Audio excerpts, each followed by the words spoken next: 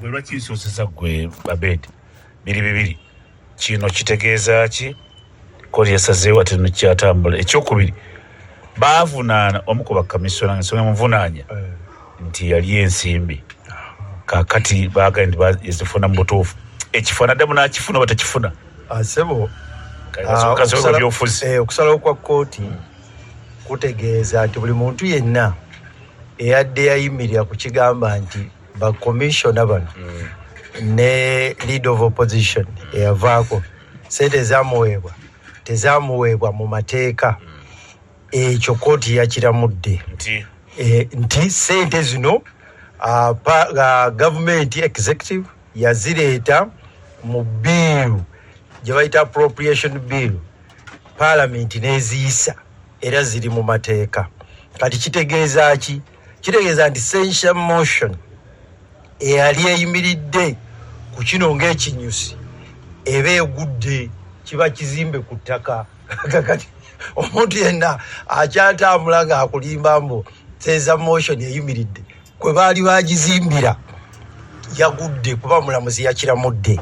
Era abantu bonna ba member of parliament abadde batambula nga bagamba abantu babalimba nti sente zino parliament si yaziyisa basaana kwetondera ggwanga, basaana okwetondera abantu kubanga babawubuusa ne babaga nti sente tuzirabangako tetuzisayininganga tuzibawanga bazeewa.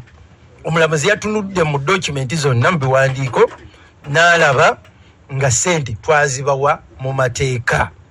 Ekyokubiri, ekibiina kya NUP, obukulembeze bwa NUP bwagoba Honorable Masasi Mpuuga nga bugamba nti Honorable Masasi Mpuuga bumugobye olw'okubanga yafuna sente zitali mu mateeka. Kati ekibiina ekyo omulamuzi olw'okuba yasazedde omusango nti yazifuna mu mateeka, nsuubira bino nti kigenda kwetondera Honorable Masasi Mpuuga n'okwetondola eggwanga n'okwetondera bammemba baakyo, kubanga emirimu gy'obukulembeze abo be twagikwasa mu kibiina kya NUP tebaagikola bulungi. Era kino kibabeerere kyakuyiga.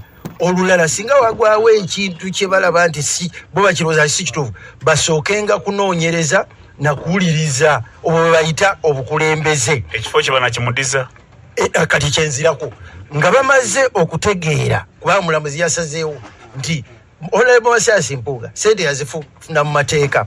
Mbadde mbasaba President Kyagulanyi ne akakiiko ako akafuzi bafune obuvumu Honorable Masasi Mpuuga bamuddize ekifo kye kubanga yali suspension, bamuddize ekifo kye nga Deputy President wa Buganda yeeyongera okukola emirimu gye nga bw'ateekwa ogikola.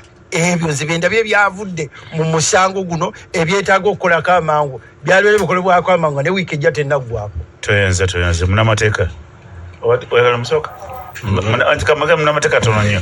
Ekkooti omulamuzi y'omu lwaki agamba ate nti agamba Kirk ataabiriimu abonerezebwe, yamugaye abonerezebwe mulamuzi Kiwanuka. Amateeka mu bufunze okusookera ddala omuntu yenna bwe kkooti bw'emala okweprononsinga ku nsonga yonna, omuntu abeera tamatidde abeera alina obuvunaanyizibwa bumu kujulira mu kkooti esingako. Wano mu Buganda tuli mu kkooti esingako, kati mu mbeera eno yandibadde Court of Appeal. Mu Buganda wano tulinawo enjogera egamba omuntu abatamatidde obeera olina kugenda mu Court of Appeal. Bweti gyalina okugenda yabadde High Court. Ye High Court, ye kooti enkulu. Waliyo kooti enkulu, kooti ejulirwamu ne kooti ensukkulumu ye Supreme Court. Owinyi ddolo gy'atuula. Kati yabadde enkulu era omulamuzi Singiza y'omu ku balamuzi abadde bakalondebwa ennaku ezo. Yatukoledde likodi n'awuliriza omusango. Mbadde wali nkayana ogwaffe ogwaki ogwantangaaza gwekuludde emyaka 2 naye kuno sebo yakoze likodi n'aguwuliriza mu Parliament 88.8